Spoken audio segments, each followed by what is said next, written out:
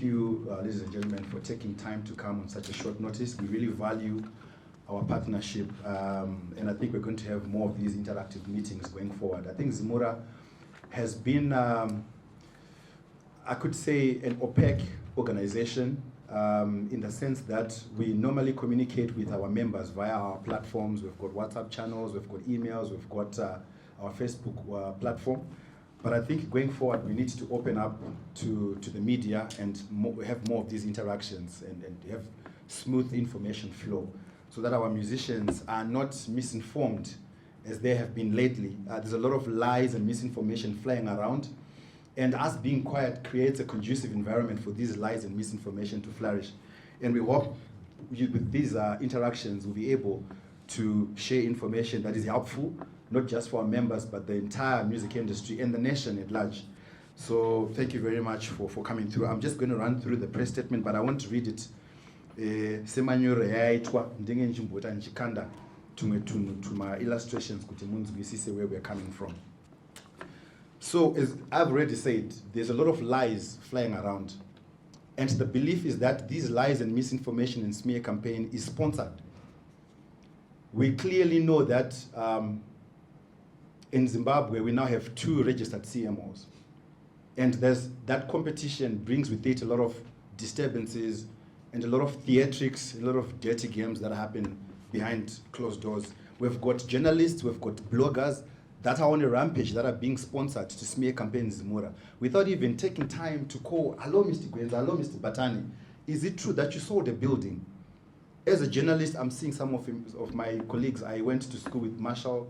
I was at MSU. We did our journalism degree together, as well as Mr. Amona Gere there. We went to school together, and I'm seeing some colleagues from COSA.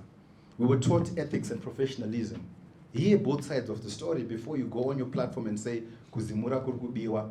Kana kuchibiwa, what do you do? Do you first of all go pa social media or you go to police kunoti ndakabirwa 1,000 yangu, and then investigations oitika munhu osungwa kana achiba? Kana tichiba zvekuti ma-CID nemapurisa vanotitya havatisunge, iwewe, where do you get the bravery yekuti approach isusu nekutyisa kwatinoita? So sometimes some of these things are just a smear campaign, baseless accusations, and I think it's not a good thing. We need to be more professional, we need to be more ethical, and report in a way that benefits society. So there are 2 matters that I'm going to address. I think the first, which is a hot potato right now, is the sale of the Zimura properties. Yes, it's very true that we sold our properties in Avondale, but it's not true that we sold a whole building. Zimura owned only 2 small flats within a building. I'm sure you understand that those 2 small flats, a small flat, a 2-bed flat, is meant for a small family, like mother, father, maid, maybe 2 children. But now we've got 20 people working within that small space. And some of our guys from accounts are working within a makeshift space, like a kitchen. And it's not healthy, even the amenities like toilets, it's not sustainable health-wise. We cannot risk the health of our employees, yet we know we've got something that we can do about it. So a decision was made by the previous board to say, look, let's sell these 2 small flats. They are no longer sustainable for our operations. As Zimura, we've been operating since 1982. We need to grow. We can't keep being in such a small place where we can't have our musicians come in a thatched gazebo, interacting, sharing ideas, that kind of situation. We don't even have a boardroom. If you come there and you want to talk to us, a boardroom, you know to address our mirror in some space, which is not conducive for an organization such as Zimura. So we made a decision to sell those 2 flats. Each flat went for 75,000 to make it 150,000. The idea was to then get a mortgage and then go and buy a bigger space, a standalone commercial building, where you guys can come and interact with us in a space that is conducive for our members, for members of the public, and the employees. So people resist change. People want to continue being in the same space. They don't like change. They don't like to grow, which is what we're saying, no, we cannot accept that. And some might ask, was this done procedurally? Zimura operates with the Constitution, which is our memorandum and articles of association, which has got articles or sections or provisions that give you guidelines on how the organization should be run, and we stick to those to the letter. We have got section 41 or article 41 of our articles in association. which gives the board, or which gives it the power to make all the decisions in between AGMs. It's called an annual general meeting because you can only have one. You can't have 3 annual general meetings per se. I mean, ordinarily you'd have one. And it says the board makes all decisions in between AGMs, including the decision to sell a building where we think it's done in good faith and it's beneficial for the members. And when you buy another property, it's a property that you own as Zimura. It still remains your property. You have not been shortchanged. And real estate, it always increases in value with time.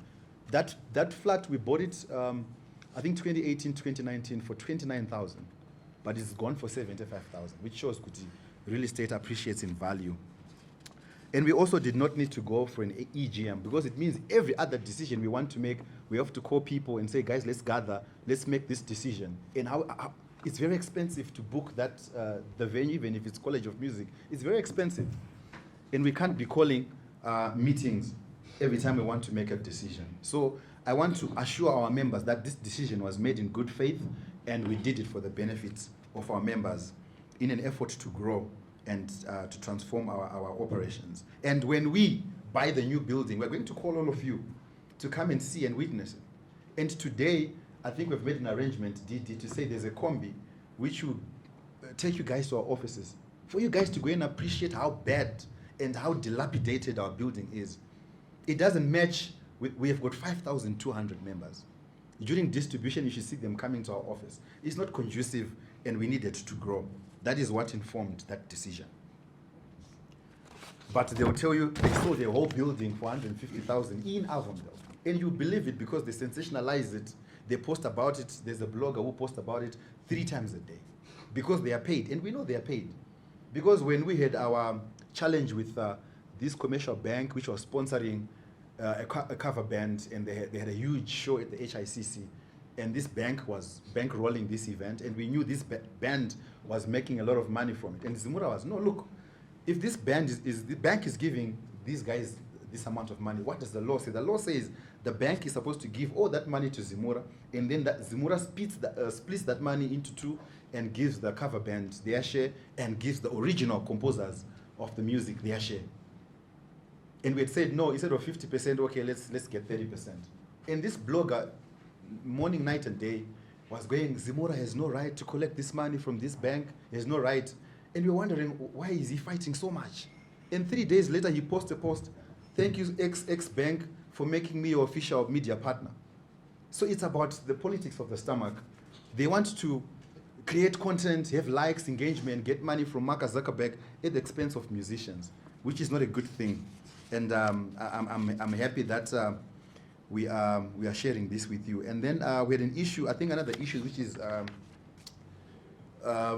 a hot issue. I think that you have heard that one of our employees was convicted with fraud. They sensationalize these things. We have been having problems with our regulator, CIPZ. They have not been processing our documents for 2 years, and we don't know why. And so what happened is we went to High Court, and the court wanted to know the names of the current directors as at that date.